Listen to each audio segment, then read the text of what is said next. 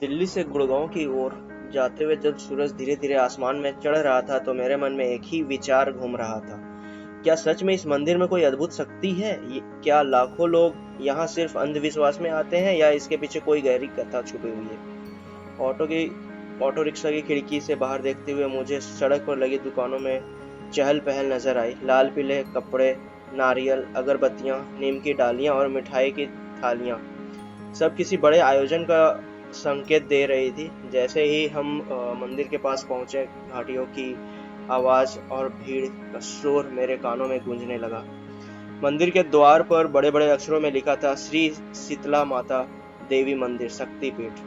तो भीड़ के बीच से गुजरते हुए जब मैंने पहली बार मंदिर का शिखर देखा तो ऐसा लगा जैसे किसी ने प्राचीन काल का एक टुकड़ा आज के समय में सहेज कर रखा हो। लाल पत्थरों से बना शिखर आसमान को छूने की कोशिश करता दिख रहा था।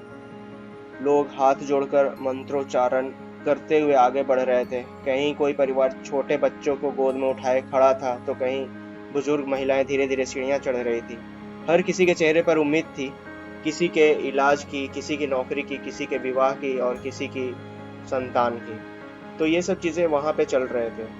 जैसे ही मैंने मंदिर के पुजारी से बातचीत शुरू की, उन्होंने धीमी आवाज में कहा, बेटा यह कोई साधारण मंदिर नहीं है, इसके जड़ें महाभारत काल तक जाती है।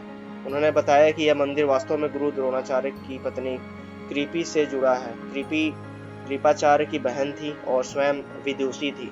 जब महाभारत के युद्ध के बाद चारों ओर दुख और रोग फैला, तब उन्होंने लोगों की सेवा शुरू की। कहा जाता है कि उनके आशीर्वाद से चेचक जैसी खतरनाक बीमारी से लोग बच जाते थे।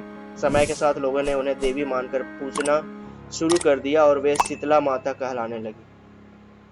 पौराणिक मान्यता कहती है कि शीतला माता के हाथ में झाड़ू और नीम की डाली होती है।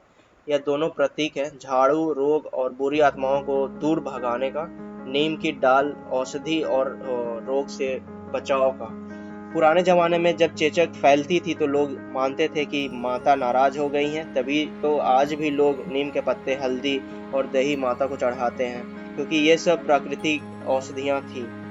मैंने देखा कि मंदिर में प्रवेश करने के लिए लंबी कतार लगी थी। छोटे बच्चे अपने हाथों में फूल और मिठाई लिए माँ के पीछे पीछे चल रहे थे। एक बुजुर्ग महिला ने मुझसे कहा, बाबूजी हम हर साल आते हैं, मेरी बहू की गोद भरवाई की मन्नत यहीं पूरी हुई थी। उनकी आंखों में कृतज्ञता की चमक थी।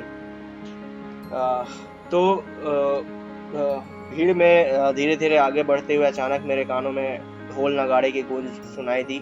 पास ही कुछ युवक रंग बिरंगे कपड़े में माता के भजन गा रहे थे, जय शीतला माता, जय शीतला माता।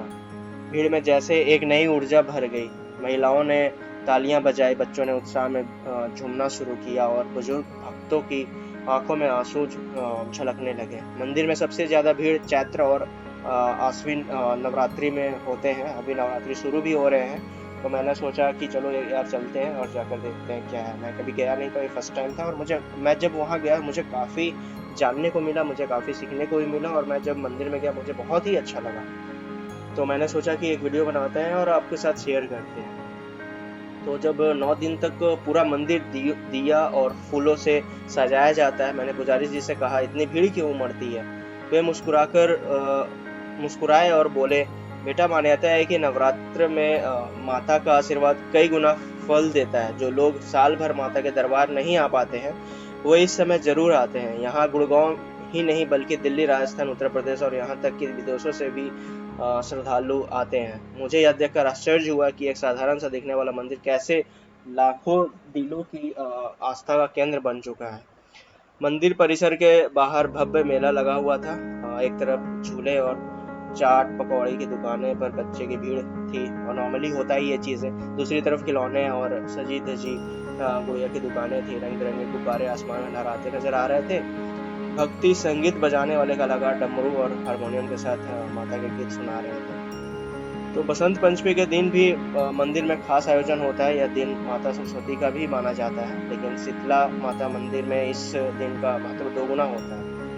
लोग अपने बच्चों की पढ़ाई की अच्छी शुरुआत के लिए माता के चरणों में कॉपी, पेन और किताबें अर्पित करते हैं। मैंने देखा कि छोटे छोटे बच्चे अपनी स्लेट और कापियां हाथों में लेकर माता के सामने प्रणाम कर रहे थे। वह दृश्य बहुत ही में खड़े खड़े मैं अलग अलग लोगों से बातचीत करता गया।